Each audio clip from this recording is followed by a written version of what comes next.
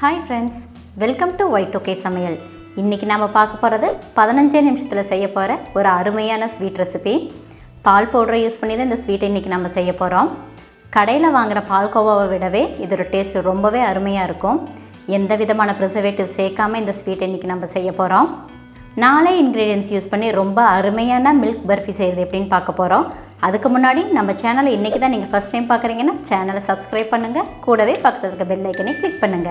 இப்போ வாங்க அருமையான பால் பர்ஃபி செய்யறது எப்படின்னு பார்க்கலாம்.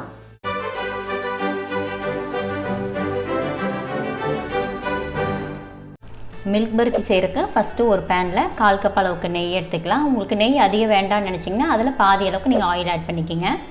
கூடவே 3/4 கப் அளவுக்கு பால், காய்ச்சி ஆறின பால் ஆட் பண்ணிக்கங்க. 2 கப் அளவுக்கு பால் பவுடர்,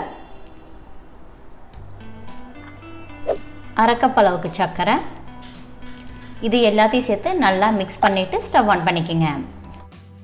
ஸ்டவ் ஆன் பண்ணிட்டு நம்ம குக் பண்ண ஆரம்பிச்ச உடனே அடுப்பை மீடியம் ஃப்ளேம்ல வச்சு குக் பண்ணிக்கங்க. இந்த ஸ்வீட்டை வந்து நம்ம மைசூர் பாக் செய்யறதை விடவே ரொம்ப ஈஸியாக செஞ்சிடலாம்.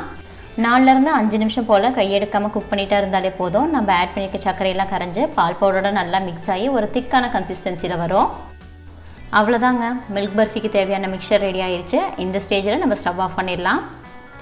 இதுதான் கரெக்டான கன்சிஸ்டன்சி. இதுக்கு மேலே நம்ம குக் பண்ணோன்னா பர்ஃபியோட கலர் சேஞ்ச் ஆகிடும். அடுத்தது நம்ம ரெடி பண்ணி வச்சுருக்க மிக்சரை ஒரு ஷேப் மோல்டுக்கு ட்ரான்ஸ்ஃபர் பண்ணிடலாம். உங்களுக்கு எந்த மாதிரி ஷேப் வேணும்னு நினைக்கிறீங்களோ அந்த மாதிரி ஷேப்புக்கு தகுந்த மாதிரி ஷேப் மோல்டை ட்ரான்ஸ்ஃபர் பண்ணிக்கோங்க. இன்றைக்கி நான் வந்து ஸ்கொயர் ஷேப்பில் தான் கட் பண்ண போகிறேன். அதனால் இந்த ட்ரேக்கு நான் ட்ரான்ஸ்ஃபர் பண்ணிக்கிறேன். ஷேப் மோல்டில் ஈவனாக ஸ்ப்ரெட் பண்ணி விட்டுட்டு அதுக்கு மேலே நான் பாதாமை சின்ன சின்னதாக கட் பண்ணி ஸ்ப்ரெட் பண்ணி விட போகிறேன்.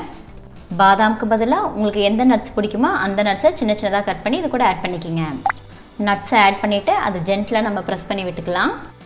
அடுத்தது இதை நம்ம கூல் பண்ணிக்கலாம். நம்ம ரெஃப்ரிஜரேட்டரில் வைக்கிறதா இருந்துச்சுன்னா 20 நிமிஷம் வச்சா போதும். இல்லை ரூம் டெம்பரேச்சரில் வைக்கிறதா இருந்துச்சுன்னா 1/2 அன் ஹவர் நீங்கள் வைக்கணும். நான் வந்து ரெஃப்ரிஜரேட்டரை யூஸ் பண்ணியிருக்கிறேன், அதனால் 20 மினிட்ஸ் கழிச்சு இதை எடுத்தாச்சு. நான் பட்டர் ஷீட்டை யூஸ் பண்ணியிருக்கனால பட்டர் ஷீட்டை இப்போ ரிமூவ் பண்ணி எடுத்துடலாம். பட்டர் ஷீட்டில் கொஞ்சம் கூட ஒட்டாமல் சூப்பரான மில்க் பர்ஃபி ரெடி ஆகிடுச்சு. அடுத்தது மில்க் பர்ஃபியை கட் பண்ண ஆரம்பிச்சிடலாம். நான் மீடியமான ஸ்கொயர் ஷேப்பில் இன்றைக்கி கட் பண்ண போகிறேன். நம்ம கடையில் கிடைக்கிற மில்க் பர்ஃபி விடவே இதோட டேஸ்ட்டு ரொம்பவும் நல்லாயிருக்கும். நம்ம வீட்டில் செய்கிறனால இது 1 வீக் ஆனாலுமே ஸ்பாயில் ஆகாது. ரெஃப்ரிஜரேட்டரில் வைக்க வேண்டியதில்லை. நம்ம ஏர்டைட் கண்டெய்னரில் போட்டு வெளியே வச்சு 1 வீக் வரைக்கும் சாப்பிட்லாம். அதிகபட்சம் 25 நிமிஷம் இருந்தாலே போதும். உடம்புக்கு ரொம்ப ஹெல்த்தியான ப்ரிசர்வேட்டிவ்ஸ் எதுவுமே சேர்க்காத சூப்பரான மில்க் பர்ஃபியை நம்ம ரெடி பண்ணிட்டோம்.